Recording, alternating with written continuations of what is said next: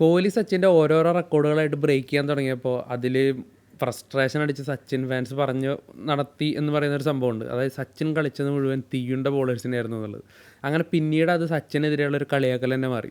സച്ചിൻ കളിച്ചിരുന്ന മുഴുവൻ തീയുണ്ട ബോളേഴ്സിനെതിരെയാണ്, കോഹ്ലി കളിച്ച നോർമൽ ബോളേഴ്സിനെതിരെയാണ്. അന്നത്തെ കണ്ടീഷൻസ് വളരെ ഡിഫറൻ്റ് ആയിരുന്നു. പക്ഷേ വേറൊരു പ്ലെയർ ആ ഒരു റെക്കോർഡ് ബ്രേക്ക് ചെയ്യുമ്പോൾ അത് അക്സെപ്റ്റ് ചെയ്യണം. അതൊരു യൂണിവേഴ്സലായിട്ടുള്ളൊരു ഇതാണ്. അപ്പോൾ ഏത് സ്പോർട്ടിലായാലും ഒരു പ്ലെയർ ലെജൻഡറി റെക്കോർഡ് ഇട്ട് കഴിഞ്ഞാൽ അതും ബാക്കി വരും കാലത്ത് അത് ബ്രേക്ക് ചെയ്യപ്പെടും. അപ്പോൾ ഈ നിലവിൽ സച്ചിൻ്റെ ഏതെങ്കിലും ഒരു ഫോർമാറ്റിൽ ഒരു റെക്കോർഡിന് ഒരു വൻ ഭീഷണി ഉണ്ടെങ്കിൽ അത് ടെസ്റ്റ് ക്രിക്കറ്റിൽ തന്നെയായിരിക്കും. മറ്റാരുമല്ല, ജോ റൂട്ട് തന്നെ.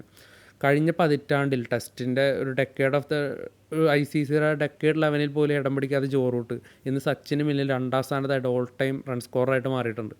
എന്നാൽ ഇന്ന് അതേ റൂട്ടിനെതിരെ വിമർശനം ഉന്നയിച്ചിരിക്കുന്നത് സാക്ഷാൽ കെവിൻ പീറ്റേഴ്സണാണ്. അതായത് സ്വന്തം രാജ്യത്തെ തൻ്റെ ഒരു ടീമിൽ കളിക്കുന്ന ഒരു പ്ലെയർക്കെതിരെയാണ്, ഒരു ഫോർമർ പ്ലെയറായിട്ടുള്ള പീറ്റേഴ്സൺ ഒരു വിമർശനം ഉന്നയിച്ചിരിക്കുന്നത്. അതായത് അക്തറിനെയും മഗ്രാത്തിനെയും പോലത്തെ ബോളേഴ്സിനെതിരെ കളിച്ചിട്ടല്ല റൂട്ട് ഈ നേട്ടത്തിലെത്തിയത്. അതായത് റൂട്ട് കളിച്ചത് മുഴുവൻ വില കുറഞ്ഞ ബോളേഴ്സിനെതിരെയാണ്. അത്ര ലെജൻഡറി ബോളേഴ്സിനെതിരെ കളിച്ച് കൊണ്ടാണ് സച്ചിനായാലും അല്ലെങ്കിൽ തങ്ങളുൾപ്പെടെയുള്ള താരങ്ങൾ ആ റെക്കോർഡിലോട്ട് എത്തിയത്.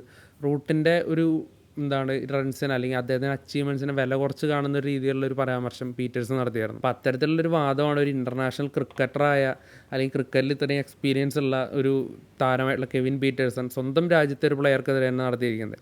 അപ്പോൾ എന്തായാലും അത് ഒട്ടും അക്സെപ്റ്റബിൾ അല്ല. കാരണം ഓരോ ഇറയിലും അതിൻ്റേതായ ഡിഫിക്കൽട്ടീസ് ഉണ്ടാവും, അതിൻ്റേതായിട്ടുള്ള ഈസിനെസ് ഉണ്ടാവും. അത് എല്ലാ സ്പോർട്സിലും അങ്ങനെ തന്നെയാണ്. അപ്പോൾ ഒരു അച്ചീവ്മെൻറ്റ് അങ്ങനെ കുറച്ച് കാണേണ്ട ആവശ്യമില്ല. എന്തായാലും റൂട്ട് ഈ ഒരു ഫോമിൽ തന്നെ മുമ്പോട്ട് പോവുകയാണെങ്കിൽ തീർച്ചയായിട്ടും സച്ചിൻ്റെ ടെസ്റ്റ് റൺസ് അത് ബ്രേക്ക് ചെയ്യും. പക്ഷെ അതുകൊണ്ട് ഒരിക്കലും സച്ചിൻ ഉണ്ടാക്കി വെച്ച ലെഗസിയോ ആ ഒരു പേരിനോ ഒന്നും യാതൊരു കോട്ടവും തട്ടാൻ പോകില്ല.